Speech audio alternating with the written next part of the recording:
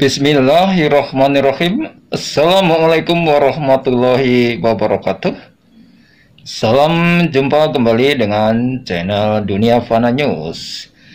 Warga net kedua negara jiran serumpun Indonesia dan Malaysia sebagai saudara sudah biasa saling memberi reaction atau reaksi di media sosial, khususnya dalam hal ini adalah YouTube. Saling memberi reaction dua saudara serumpun tersebut tentu menunjukkan simbol keakraban dan kedekatan batin yang bisa mempererat hubungan silaturahmi sebagai dua bangsa bersaudara yang dulunya terangkum dalam satu wilayah Nusantara, lalu terpisah menjadi dua negara yang berbeda karena faktor sejarah penjajahan bangsa asing yang memecah belah warga Nusantara. Namun meskipun terpisah menjadi dua bendera negara yang berbeda, tak dapat dipungkiri bahwa masih ada ikatan batin yang kuat yang berasal dari satu darah, DNA yang sama asal-usul nenek moyangnya.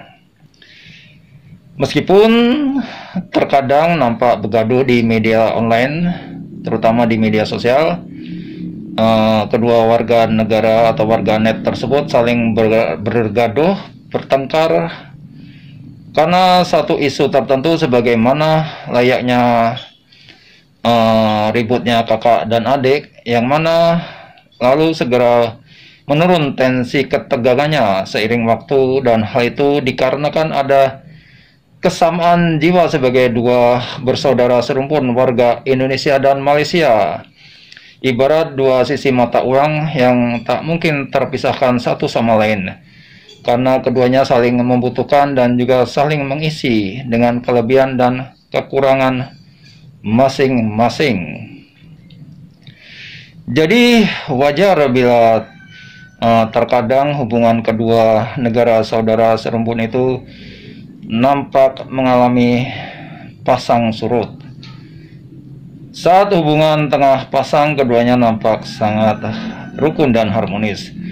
Namun saat hubungan keduanya tengah surut pun, itu hanya pada tataran isu politik tertentu yang dieksploitasi untuk kepentingan politik praktis para elit politik kedua negara jiran tersebut, yang juga karena ada penumpang gelap dari pihak asing yang oportunis dengan memprovokasi para warganet kedua negara jiran serumpun tersebut. Namun faktanya itu tidak pernah berlangsung lama dan berlarut-larut hingga memanas menjadi konflik fisik yang pasti ujungnya bakal merugikan kedua negara jiran serumpun tersebut.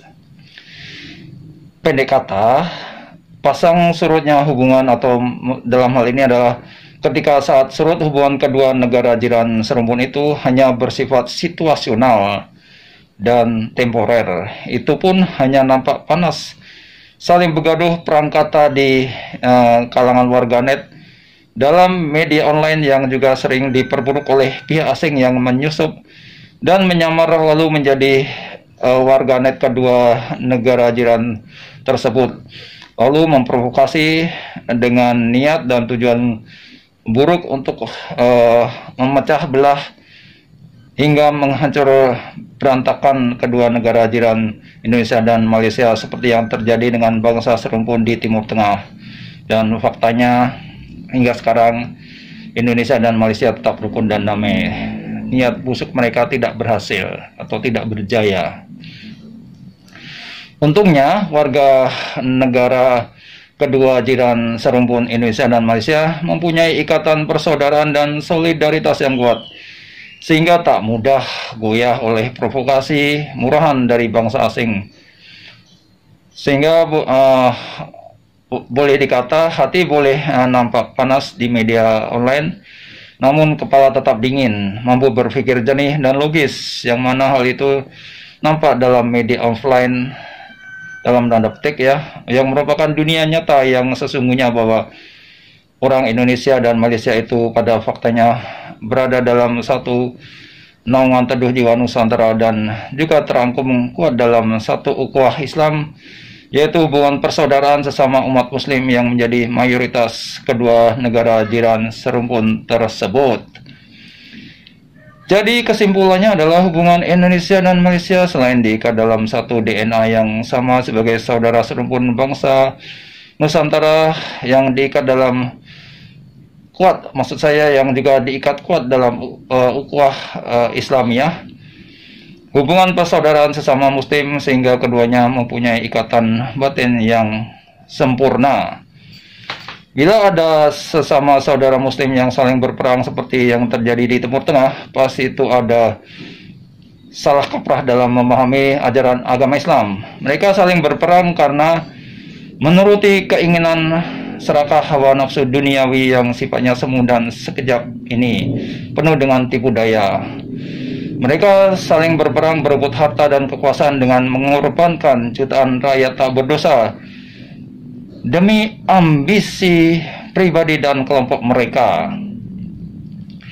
Agama Islam adalah agama yang cinta damai untuk menggapai keselamatan dan kebahagiaan dunia dan akhirat. Tentu tidak masuk akal jika untuk mendekat kepada Allah dan menuju surganya Allah dengan cara menzalimi dan mengorbankan rakyat tak berdosa hanya demi ambisi harta dan kekuasaan dunia yang penuh tipu daya semu ini, yang ujungnya pasti hilang, hancur dan musnah.